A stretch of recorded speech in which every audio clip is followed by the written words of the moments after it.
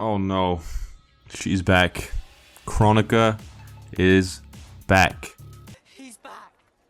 Voldemort's back.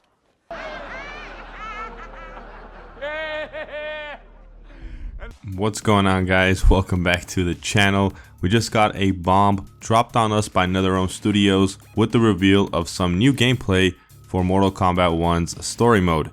And well, Kronika is back. And I know a lot of the fans are going to be pretty upset with this story decision that NRS decided to go with, but in a way I guess this was kind of destined to be.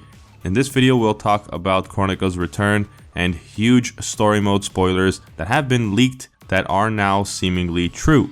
So let's jump in.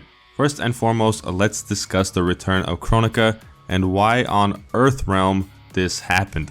Well, I think it's a very simple answer and one that I kind of was expecting, but was really hoping would not happen, as I'm sure many of you guys can agree.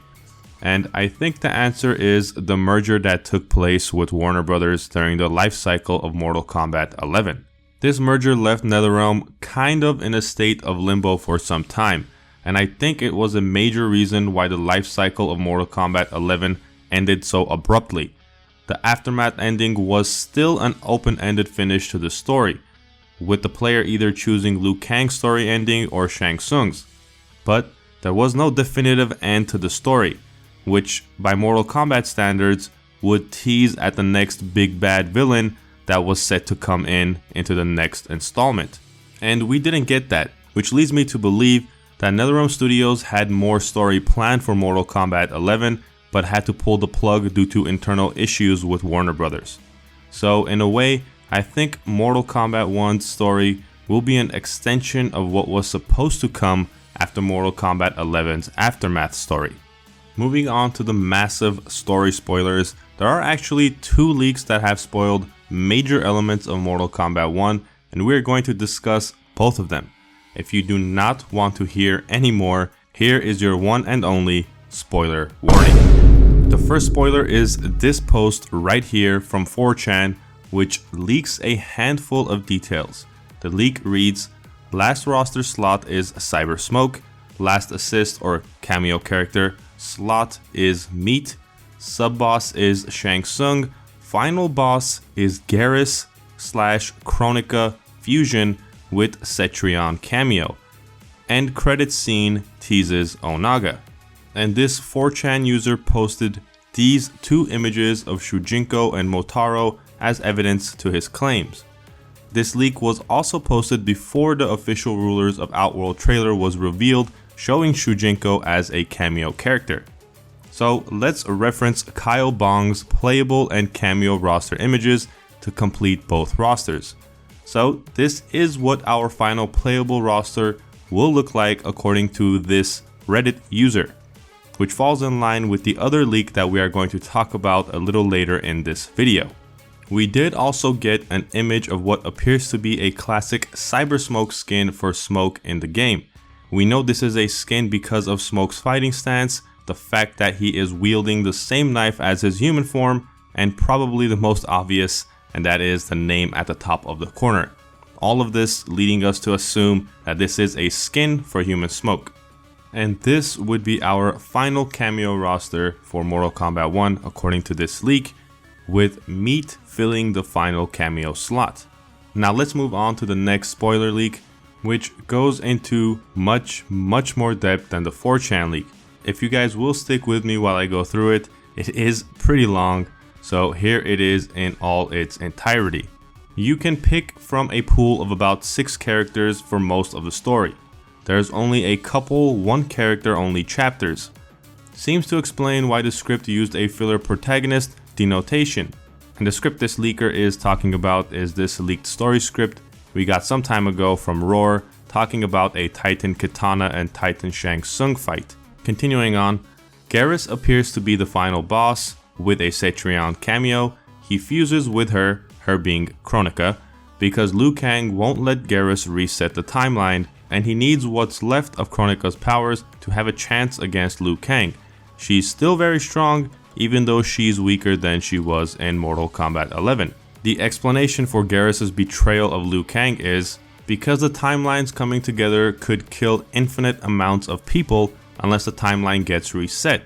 Liu Kang thinks there's still a way to save the timeline, and he ends up fixing everything accidentally. Kronika's real death at the end turns every hourglass into sand and closes all the timeline gateways. Time travel is no more, but some characters from other timelines get trapped in Liu's current one.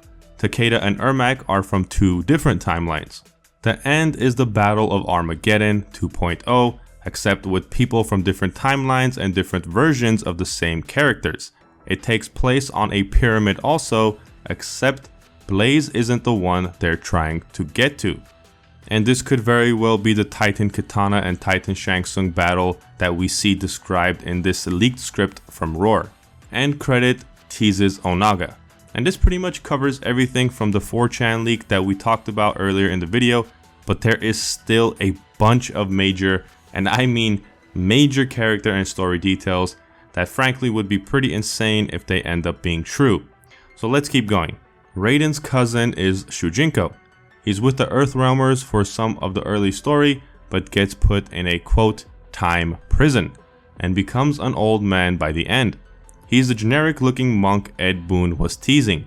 That would be this monk that Ed Boon was teasing right behind Raiden when the Earthrealmers are exiting the portal into Outworld for the Mortal Kombat tournament. Sindel is good but dies, becomes evil when she comes back, then becomes good again by the end. She dies early on and gets brought back halfway through. Sindel then comes back evil but becomes good once she sees Mileena try to kill her sister Kitana. Mileena tries to fight Kitana to the death and ends up losing. She begs Kitana to kill her, but she refuses, and Mileena just cries and runs off after she realizes what she's done. It's the only time she gets her humanity back. Chameleon is Chameleon's missing brother and the reason why she is a part of the Royal Guard.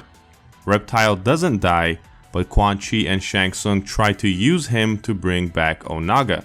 It ends up backfiring and his human form and lizard form end up fusing together. He ends up looking kinda like MKX Reptile.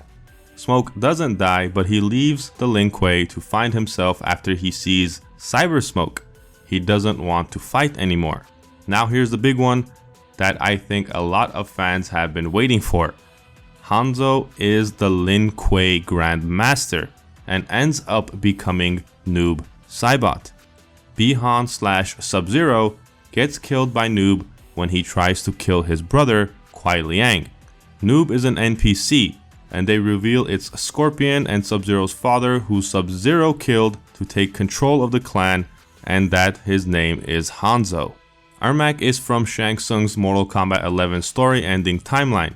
He kills Tanya, but Quan Chi brings her back, under the stipulation that she serves the Brotherhood of Shadows. And finally, despite being a cameo, Tremor is somewhat relevant to the story. He is in the Lin Kuei and turns on everyone once they find out about the crimes he has committed. He ends up nearly killing Smoke. So those are all the leaked details for Mortal Kombat 1, a ridiculous amount of story and character details, huge plot twists and character story origins. One of the biggest plot twists is the ultimate betrayal of Garrus, which I have seen on other leaks. Some leaks suggest that Garrus was never truly loyal to Lord Liu Kang and that he was still secretly serving Kronika with the goal to bring the former Titan back to power. And the one other major change is Hanzo Hasashi being the Grandmaster of the Lin Kuei, only to be killed by his own son Bi-Han and turned into the wraith known as Noob Saibot. Hanzo seems to be doomed to a never-ending cycle of sorrow no matter what timeline he is in. And that seems to be a reoccurring theme with Mortal Kombat 1.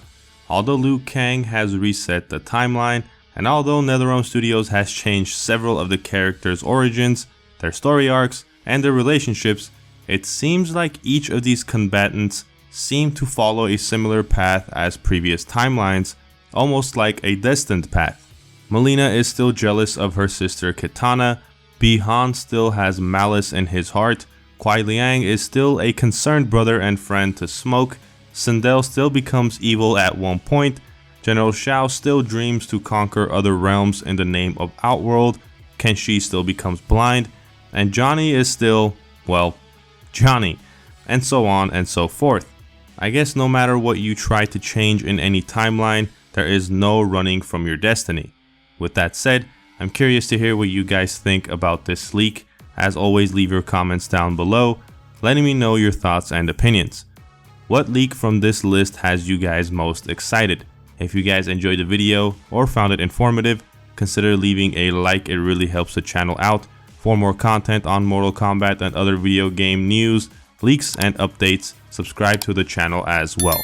Till next time, I'll catch you guys in the next video.